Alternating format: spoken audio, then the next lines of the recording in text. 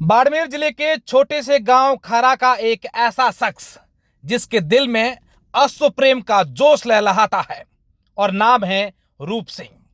घोड़ों के प्रति उनका शौक कोई साधारण बात नहीं बल्कि पूर्वजों से मिली एक ऐसी विरासत है जो मलिनाथ जी की भक्ति से सजी है।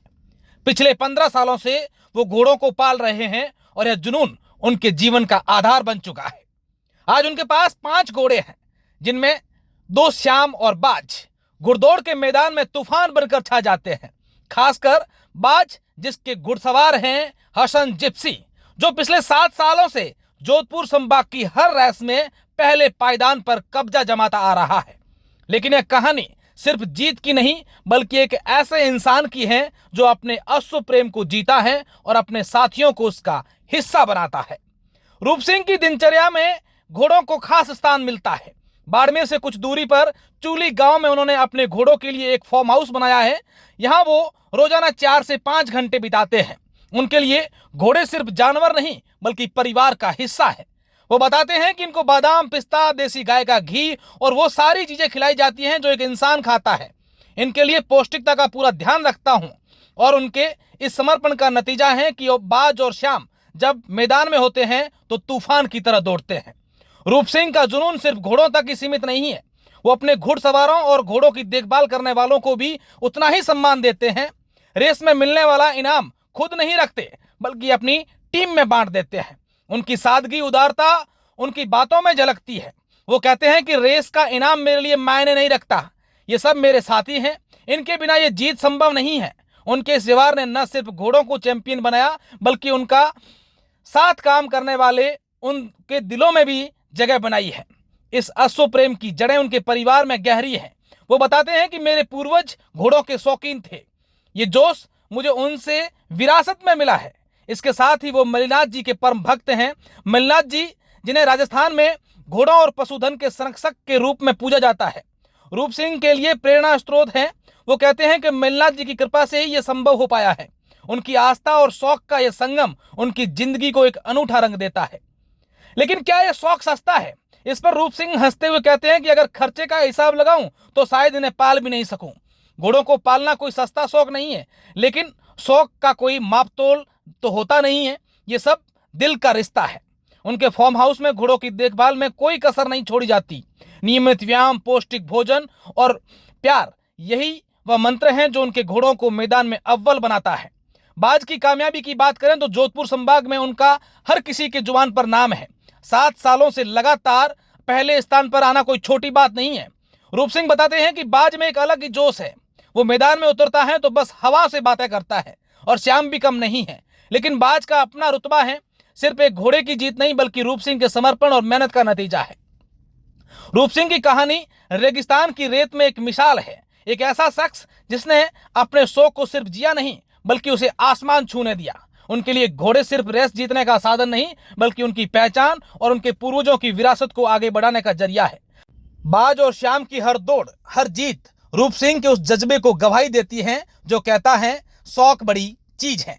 चलो आइए सुनते हैं रूप सिंह अपने बारे में और अपने घोड़ों के बारे में क्या कहते हैं। रूप सिंह ने अपने घोड़े पर जो संज लगा रखा है, जो यहाँ की भाषा में जैसे संज बोलते हैं, ये भी अपने आप में एक अनोखी चीज है जिसको लेकर भी रूप सिंह से पूछते हैं और यह भी पूछेंगे कि रूप सिंह को घोड़ों का शौक कब से लगा और क्यों लगा, और इन घोड़ों की कीमत भी कई बार आंकी गई है, तो वो कीमत क्या आंकी गई है उस पर भी हम रूप सिंह से बातचीत करेंगे।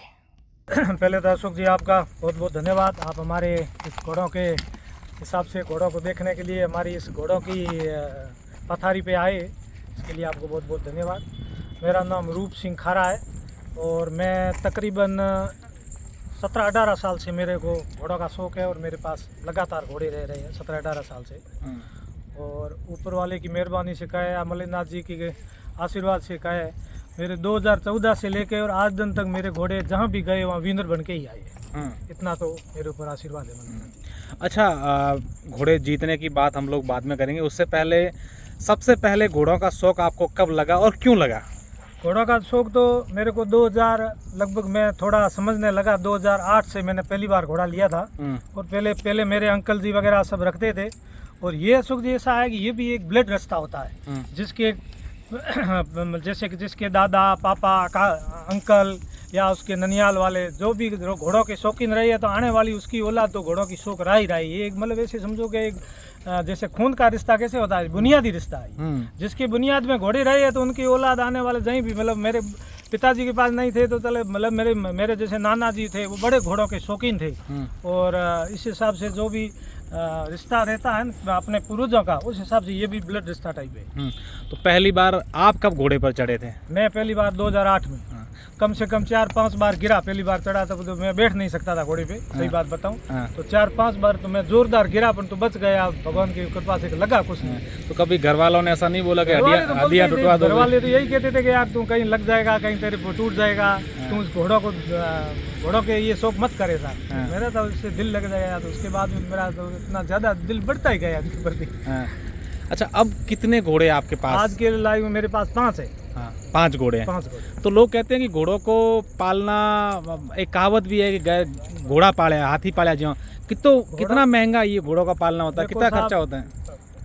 ऐसे तो सही बात बताऊं ना, तो घोड़ों की ऐसे आज पालना की तुलना करें तो घोड़े हम रख भी नहीं सकते हैं। जब उसका हिसाब लेके बैठ जाते हैं पालना की कि भाई इसका इतना खर्चा आता है, और घोड़ों का हम ये सोचते हैं कि जो भी है वो अपने वैसे खा रहा है तो अपनी किस्मत का खा रहा है, मेरी किस्मत का नहीं खा रहा है। मुझे तो ऐसा लग रहा है कि इस घोड़ों के पीछे मुझे भी इसकी किस्मत से मुझे भी मिल रहा है, और बाकी अपनी किस्मत का खा रहा है। बाकी खर्चे का तो हिसाब कोई वैसे समझो कि नहीं बताए तो ये अच्छा है। अच्छा, क्योंकि दूसरे लोग भी देखेंगे। नहीं, दूसरे लोग नहीं है। मैं तो ये समझता हूँ कि अपने घोड़े को जो भी खिलाते हैं तो अपने कर्म का खाता है, पर तो इसका खिलाया पिलाया बताना और आदमी को नंगा शरीर करके बताना एक समान, इसलिए कुछ नहीं बताना। जो खाता है अपने किस्मत का खाता है, खूब खाता है। अच्छा, चलो वो मत बताओ।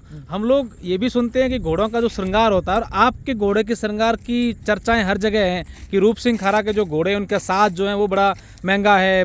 क्या है इसका श्रृंगार? ऐसे इंसान को कभी बड़ी बात तो नहीं करनी चाहिए, क्योंकि ये आप जो जैसे अभी आप मेरा इंटरव्यू ले रहे हो तो पूरी दुनिया सुनेगी, और ऐसा नहीं है कि मेरी बात पे दुनिया हंसे, ठीक है।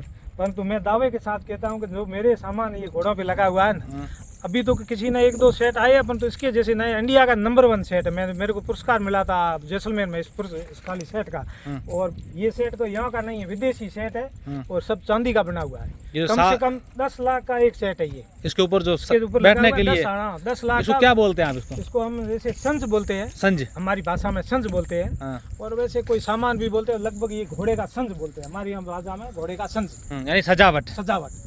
तो ये सजावट बहुत महंगी सजावट है आज के टाइम। मैंने कहा ये मेरी सजावट मेरी 10 लाख रुपये की सजावट। अच्छा, अब आप अपने बच्चों को, परिवार के सदस्यों को भी सिखा रहे हैं कि आप भी घुड़सवारी करो? तो मेरी कोशिश यही रहेगी कि मेरा ये जो है ब्लड रिश्ता आगे से आगे चालू रहे। मेरे से जैसे मेरे बच्चों से भी ये। अच्छा, आपके घोड़ों ने कौन कौन सी रेस में अब तक भाग लिया? कितनी रेस में भाग लिया? मेरा घोड़ा फर्स्ट में मैंने रेस में डाला था 2014 में। 14 के बाद मेरे घोड़े, मेरे सबसे पहले एक मेरे पास अबलक करके घोड़े का नाम था, वो फर्स्ट आया था तिलवाड़े में, कमरा सिंह चलाते थे छोटा। उसके बाद में मेरे पास मलंग घोड़ा आया। मलंग घोड़े ने कई नाम किया और अखबारों में भी उसकी आई थी। मलंग के बाद में मेरा ये बाज घोड़ा है। ये घोड़ा 7 बार विनर बना है, जैसलमेर और तिलवाड़ा मेले में 4 बार और 3 बार जैसलमेर। 7 बार का लगातार विनर है, ठीक है। और ये घोड़ा अभी जैसलमेर में 3 किलोमीटर की रेस जीत के आया, 1 नंबर पे रहा है काला। ये इसका नाम श्याम घोड़ा है। ये अभी 3 किलोमीटर रेस का विनर बन के आया जैसलमेर में, जो रेस हुई थी, जो पूरे हिंदुस्तान के घोड़े आते हैं। वैसे जैसलमेर एक बड़ी रेस होती है जहाँ पूरे इंडिया के चलने वाले अच्छे अच्छे घोड़े, यूपी गुजरात सब आते हैं, वहाँ कॉम्पिटिशन होता है हमारा। तो ये बाज भी वहाँ 3-4 बार विनर बन के आया। पहले मेरा मलंग था, वो विनर बन के आया, और अब की बार 2 बार लगातार ये मेरा श्याम विनर बन गया। अच्छा, अब आपने यहाँ मैं देख रहा हूँ कि बड़ा एक लंबा सा खेत ले रखा है, फार्म ले रखा है, यहाँ प्रैक्टिस करवाते हैं, रोज आते हैं, क्या क्या कुछ रोजाना रहता है? जी, ये भी भाई शौक है। अब इसके पहले मेरे घोड़े बाजार में थे, अब वहाँ जगह नहीं है, इसलिए मेरी ये चूली के पास में मेरा खेत आया हुआ है। इसी खेत में मैंने घोड़ों के लिए बनाया सब जैसे मकान, और यहीं पे घोड़े रखता हूँ। यहीं पे मैंने मैदान बनाया चलाने के लिए। डेली आता हूँ, डेली चलाता हूँ। क्या शेड्यूल है? कितने घंटे दिन को घोड़ों को देते हैं? इतने घंटे तो मुझे घोड़ों को देने ही देने। मेरे कम से कम 24 घंटा में मैं तो व्यापार पे तो कम ध्यान रखता हूँ। तकरीबन ऐसे समझो कि जैसे 10-12 घंटे का दिन होता है ना, तो 4 घंटे तो मेरे घोड़ों पे लग जाते हैं। अब मेरे पास आज की तारीख में 5 घोड़े हैं, 3 यहाँ है और 2 घोड़ी है मेरी वहाँ पे है बाड़मेर में, तो मेरे वहाँ तबेला बना हुआ घोड़े का, उस तबेले में 2 घोड़ी। तो कभी ऐसा भी होता है कि आपके इतने अच्छे घोड़े हर रेस में जीतते हैं तो कोई आपको पैसे भी ऑफर कर दे, यार हमको दे दो पैसे ले लो, जो मुंह मांगो वो ले लो? खूब पैसे ऑफर है, जबकि अभी मैं वैसे बड़ी बात नहीं कर रहा हूँ, वैसे मेरे को तो कोई रेट में नहीं देना है, क्योंकि मैं तो ये समझता हूँ कि वो कहन के हीरा है, जैसे हीरा वो है ना कि इसकी जैसे कोई मोल नहीं होता है। हाँ। हाँ। तो इसलिए मैं तो इस हीरे को खोना भी नहीं चाहता हूँ। जैसे मैं मेरी ये सोच है कि एक पुरानी कहावत है, कहे संग्राम दास हाथ में हीरा आया जद घात गोफन में खूब फगाया, फगावत फगावत फगावत एक हीरा बचाया, तब हीरो का पारखू आया, हीरो का पारखू आया जब मैं सिर पकड़ के खूब रोया, अरे के ऐसे पत्थर तो मैंने घात गोफन में खूब फगाया। तो इसलिए ये हीरा है। इस हीरो को आप खोना नहीं चाहते हैं ऐसे तो। हाँ। अच्छा, क्या क्या ऑफर आया होगा अगर पूछना चाहें, अगर हम जानना चाहें? मैं झूठ बोलने की बात नहीं करता हूँ, ना को करोड़ों की बात करता हूँ।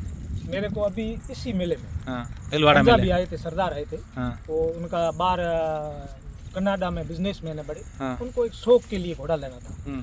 उनको यही मेरा घोड़ा जो चल रहा था, उन्होंने 2-3 दिन मेले में देखा और लोगों को उत्सुकता और तालियां बजाते हुए देखा। जब लोग मेरा घोड़ा निकलता था, लोग सब तालियां बजा लेते थे, मेले में हाँ मच जाता था। तब उन्होंने बस यही घोड़ा पसंद किया और मेरे को बोला, भाई साहब आप ये घोड़ा हमारे को। मैंने कहा मेरे को घोड़ा देना नहीं है। फिर उन्होंने कहा, मैंने को रेट, मैंने देखो मैं कोई चीज़ देता हूँ तो मैं रेट करूँ, जबकि मेरा एक ऐसा सिद्धांत है कि घोड़े का और गाय का, मेरे राजपूत क्षत्रिय को कभी व्यापार भी नहीं करना चाहिए हो सके। हाँ ठीक है, अपने घोड़ियाँ रखते हैं, ज़्यादा घोड़ियाँ हो जाती है, गाय रखते हैं ज़्यादा गायें हो जाती है, वो चीज़ एक अलग होती है। पर व्यापार के रूप में जैसे ये मैं घोड़ा लाया और अच्छा निकला और पैसे ज़्यादा मिल रहे दे दूँ, ये मेरा कभी सिस्टम नहीं है। हाँ ठीक है, मेरा शौक पूरा हो गया, कभी चल रहा है, जैसे शौक पूरा हो गया और अब अपने को शौक पूरा होकर देना, वो चीज़ एक अलग है। पर तो पैसों के लालच में चाहे मेरे को करोड़ रुपये दे तो नहीं देना। 50 लाख का मेरे को अभी ऑफर आया इस मेले, इस घोड़े का। हाँ, वो मेरे को खुद बोल के गए अपनी जबान से, पहले 25 से शुरुआत हुई थी। अच्छा, बाज घोड़े के लिए भी ऑफर आया था? बड़े बिल्कुल, बाज घोड़े का भी 51 लाख का इसका ऑफर आया हुआ, परंतु इसको मैंने दिया। किसने ऑफर किया था? वो ये ऑफर किया था अपने गुजरात की पार्टी। हाँ। ठीक है, उसने मेरे को 51 लाख तक का ऑफर किया था भाई। अच्छा, हमने ये भी सुना है कि आपके जो घुड़सवार हैं जो रेस में भाग लेते हैं, वो इनाम जीतते आप उनको दे देते हो, आप नहीं लेते? बिल्कुल, मैंने कई बार जो भी मेरे को इनाम मिलता है तो मैं हमेशा, मेरे को फर्स्ट बार में महाबार में एक रेस रखी थी अपने वीना प्रधान जी करके कलेक्टर साहब थे, और उस टाइम 2000 में बात कर रहा हूँ 12 की, 2012 में रेस रखी थी वीना प्रधान जी ने। वहाँ मेरा घोड़ा फर्स्ट आया था महाबार में, 21,000 रुपये मिले थे, मैंने 10,000 दे दिए सवार को, 11,000 बाबू जी के मंदिर में। उसके बाद में मेरा रेगुलर घोड़ा जीता आता, मैं कभी अभी चांदी पहले 2 बार जीती थी, किलो। हाँ चांदी जीती, तो वो भी मैं ज़्यादातर इस घोड़े के सवार को, ये घोड़ों की सेवा करने वालों को इसको देता, मैं घर में कुछ नहीं रखता। और जैसे गौशाला को थोड़ी बहुत दे दी, थोड़ी बहुत बलदार जी के मंदिर को भी दे देता हूँ, ऐसे बांट देता हूँ। अब यूँ है, हमने ये हिसाब लगाया ना, तो हमारे घोड़े वैसे चांदी का कोई महत्व नहीं रखते, क्योंकि ये चांदी खाते हैं और लीड निकालते हैं। अच्छा, खाने के लिए चांदी इनको हम देते हैं। ठीक है, क्योंकि घी, बादाम, पिस्ते सब जो अच्छा आदमी, जो पैसे वाला इंसान जो अच्छी चीज, पौष्टिक चीजें खाता है ना, वही चीजें हम इनको खिलाते हैं, पर निकालते लीड है। तो हम यही महत्व समझते हैं कि चांदी खाता है और लीड निकालता है, इसलिए हम कोई चांदी का महत्व नहीं समझते। बहुत बहुत धन्यवाद। शौक के आगे सब कुछ नहीं। अच्छा, कितने लोग ऐसे आपके जो हैं जो घोड़ों का देख सार संभाल करते हैं? अभी ये 3 जने हैं, अभी 3 जने एक पूरा कर देखते हैं। ठीक, वो कहते हैं ना कि हीरा मुक्सु न कहे लाख हमारा मोल, इसलिए हम हमारे मुंह से कुछ नहीं कहने चाहते हैं कि भाई घोड़े की क्या मोल है, क्या कीमत है। बहुत बहुत धन्यवाद। ठीक, धन्यवाद।